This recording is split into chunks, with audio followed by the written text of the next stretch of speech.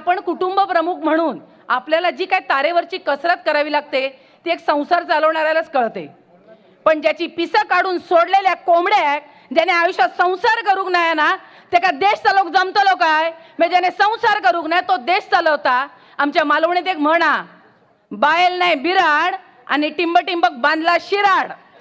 ती अवस्था आमच्या परिधान मंत्र्याची असा.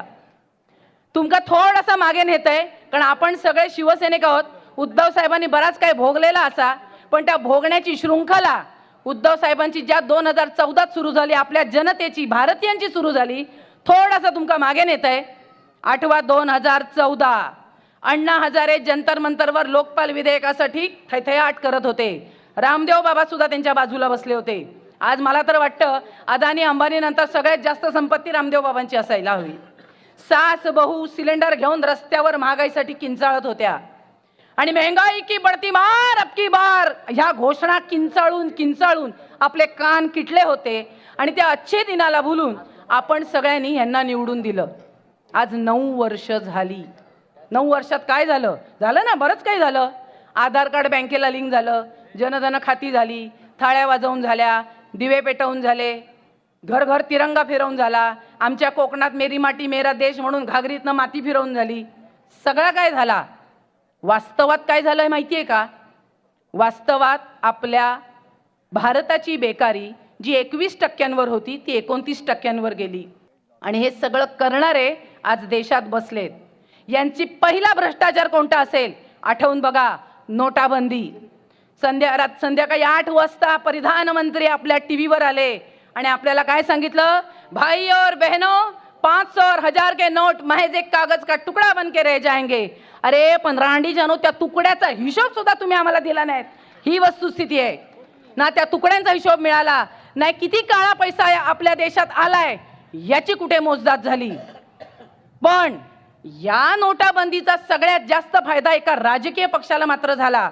मी हे विधान जबाबदारीने करतेय कारण त्या राजकीय पक्षाने 20% कमिशनवर हाच पैसा रेग्युलर करून दिला. दुसऱ्या बाजूनी म्हणायला गेलं तर 2014 साली गुजरातचं फसवं विकास मॉडेल आणि फसवा विकास दाखवत प्रतिभा नसलेले स्वतःच्या प्रतिमेच्या प्रेमात असलेला एक माणूस आपल्या अख्ख्या भारतभर त्याचं तोंड दाखवलं गेलं. आणि त्याचं तोंड पेट्रोल पंपापासून ते संडास सुसारीपर्यंत सगळीकडे त्यांचं तोंड दिसत होतं. आणि त्यांनी काय केलं तर मी कसा चांगला आहे आणि गुजरात कसा मी विकसित केला फक्त हेच दाखवलं. आणि याच माणसाने आपल्याबरोबर आज तुम्ही त्याची परिस्थिती बघाल तर 15 माणसांची टीम ही फक्त फोटो काढायला फिरत असते. गणपतीला पाठमोरा राहून कॅमेरामॅनला नमस्कार करणारा हा एकमेव भारतातला माणूस आहे. याच माणसाने 2014ला संसदेच्या पायरीवर डोकं ठेवून नमस्कार केला. आज बरोबर 9 वर्षांनी संसद अडगळीत काढली. ज्या संसदेचं उद्घाटन करताना त्यांनी म्हटलं की यत्र नार्यस्तु पूज्यते रमते तत्र देवतः, त्याच संसदेच्या उद्घाटनाला भारताच्या महिला राष्ट्रपतींना फक्त त्या आदिवासी आहेत म्हणून प्रवेश नाकारला किंवा आमंत्रणच दिलं नाही. ज्या वेळेला संसदेचं उद्घाटन होत होतं त्याच वेळेला माझ्या देशाची शान असलेल्या माझ्या महिला खेळाडू यांच्या खासदाराच्या अत्याचाराविरोधात बाहेर भांडत होत्या आणि आतमध्ये त्या अत्याचार करणाऱ्या खासदाराचा सत्कार चालू होता.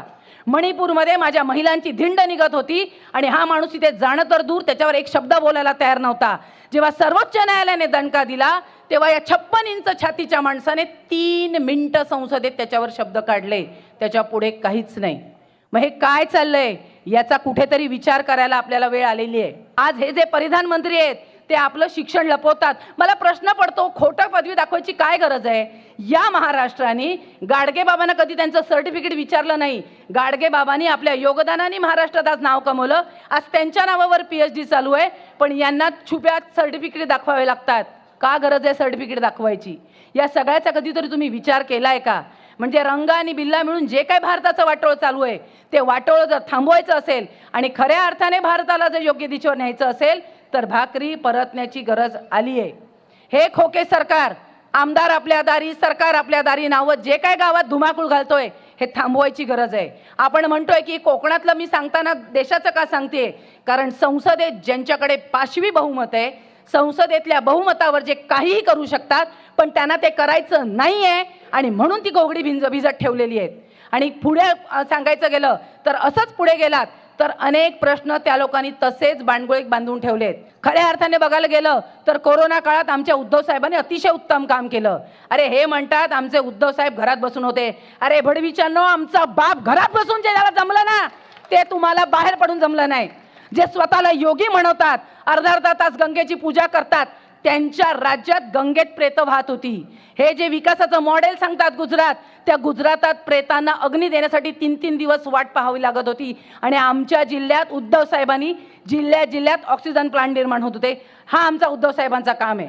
आणि तो माणूस इतका योगी आहे, मी म्हणते खऱ्या अर्थाने कोण योगी असेल तर आमचे उद्धव साहेब योगी आहेत. कारण एका क्षणात मला कुठल्याही सत्तेचा आणि कुठल्याही खुर्चीचा मोह नाही हे त्यांनी दाखवून दिलं. कोर्टात कदाचित आम्ही जिंकलो असतो, पण महाराष्ट्राच्या मनावर आज आम्ही हरलो असतो, ते आज उद्धव साहेबांनी करून दाखवलंय. आणि म्हणून मला वाटतंय की मी एक ज्योत घेऊन तुमच्याकडे आलेली आहे. ही ज्योत तुमच्याकडे देते. आपण प्रत्येकाने आपल्या मनातली ही ज्योत जागी करायची आहे. प्रत्येकाने हे प्रश्न स्वतःला पहिले विचारायचे आहेत. आपल्या शेजारी जावा, पाजारी जावा, आणखीन कुठे जावा, पण प्रत्येकाला हे सांगा की आता 2024 मध्ये लोकसभेला मात्र आपल्याला ह्यांची भाकरी परतायची आहे. आणि ह्यांचं लोकसभेतलं पहिलं बहुमत जे आहे, 5वी बहुमत, ते थांबवायचंय. खऱ्या अर्थाने तिथली सत्ता गेली, महाराष्ट्रात वेळ लागत नाही. तो हे सगळे भिकारलेले बडवे खोके आहेत, हे कधीच जाणार. फक्त आपली गरज आहे, उद्धव साहेबांचे हात बळकट करा. आणि ते करायचं असेल तर कोकणातनं पहिली नांदी तुमका माहिती आहे. आता ह्यांनी आपण म्हणूया गाराणा घातल्यानी 12/5चा गाराणा. 12 म्हणजे आमच्या गावात सगळे लागतात, लोहार लागतात, सुतार लागतात, सगळे 12/5 लागतात. पण आमच्या कोकणातनं 12/5चा लागलेला गाराणा या माणसाक यशस्वी करून सोडतलो. आणि खऱ्या अर्थाने यशस्वीची नांदी खासदार साहेबांच्या निमित्ताने किंवा संजय पाटलांच्या निमित्ताने आपण दाखवून देऊ.